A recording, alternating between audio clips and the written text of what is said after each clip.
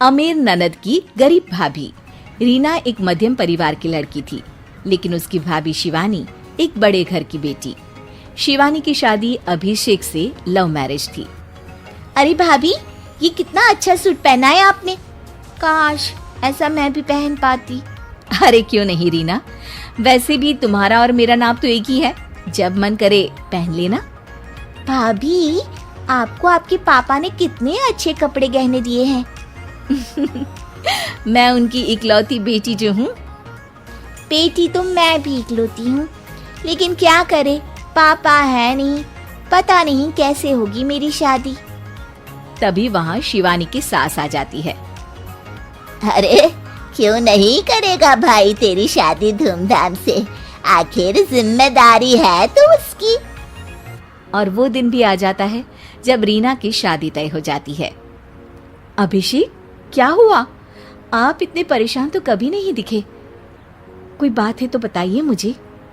अरे शिवानी, वैसे तो शादी का सारा इंतजाम हो गया है, लेकिन गहनों का रेट तो आसमान छू रहा है। कैसे क्या करूं, कुछ समझ में ही नहीं आ रहा।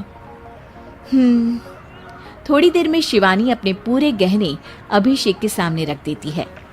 ये लीजिए, गहनों का इंतजाम भी हो गया। अरे नहीं नहीं शिवानी, मैं ये गहने किसी हालत में भी नहीं ले सकता। ये तुम्हारे पिता ने तुम्हें दिया था, और तुम हो कि। तभी वहाँ सास आ जाती है। अरे तो क्या हुआ, इसकी तो हो गई ना शादी, अब किसे दिखाने हैं इसने गहने। सास गहनों का डिब्बा शिवानी के हाथ से लेकर वहाँ से चली जाती है। रीना की शादी धूमधाम से होती है और अब वो बड़े घर की बहू बन जाती है। वहीं रीना की शादी के बाद शिवानी और अभिषेक उसकी शादी के कर्जों से डूब जाते हैं। मैं सोच रही हूँ नौकरी करनी शुरू कर दूँ, वैसे भी पढ़ी लिखी हूँ, आपकी थोड़ी मदद भी हो जाएगी। वैसे शिवानी, कुछ दिन कर लो तो अच्छा ही होगा, क्योंकि जरूरत भी है। अब शिवानी भी नौकरी करने लगती है और घर खर्चे में अभिषेक का हाथ बटाती है। एक दिन शिवानी, रीना का फोन आया था, कह रही थी कि आने वाले त्योहार में उसके ससुराल जाना है। ठीक है माँ। अरे ठीक तो है, लेकिन एक काम कर लेना, उसके सास ससुर से लेकर पूरे खानदान के कपड़े मिठाइयाँ सब ले आना, और हो सके तो रीना के लिए छोटे से कान में पहनने के बूंदे भी। और क्या है ना, शादी में उसे सारी बड़ी बड़ी कान की ज्वेलरी दी थी, घर में पहनने के लिए तो उसके पास कुछ भी नहीं है। शिवानी सोच में पड़ जाती है कि वो क्या करे, क्योंकि कर्जों और घर के खर्चों के बाद तो पैसे बचते ही नहीं थे। शिवानी फिर अपने पिता को फोन करती है और उनसे पैसे मांगती है। देखो शिवानी, मैंने तुम्हें शादी के वक्त ही मना किया था कि ऐसे घर में शादी करनी ही नहीं चाहिए। अरे अभिषेक को शर्म आनी चाहिए जो ससुराल से पैसे मंगवा रहा है। शिवानी को पिता की बात पर गुस्सा आ जाता है। आप मेरे पिताजी हैं और मैं परेशान थी, इसलिए आपसे मदद की उम्मीद की पापा।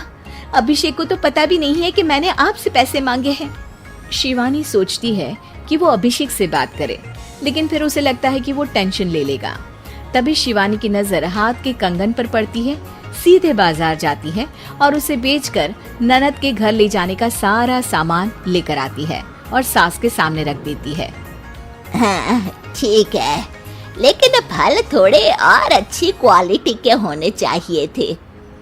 शिवानी कुछ नहीं कहती, वहाँ से चली जाती है। एक दिन शिवानी, रीना का फोन आया था, बहुत रो रही थी। क्यों माँ, क्या हुआ? सब ठीक तो है ना उसके ससुराल में? अरे तूने तो उसकी नाक ही कटवा दी। अब मैंने क्या कर दिया माँ? कह रही थी कि बड़े घर की बहू है भाभी, जो कपड़े दिए वो ब्रांडेड भी नहीं थे। तू तो जानती है ना उन लोगों का पहनावा कितना अच्छा है। तू तो मेरी बेटी का भला कभी सोचती नहीं।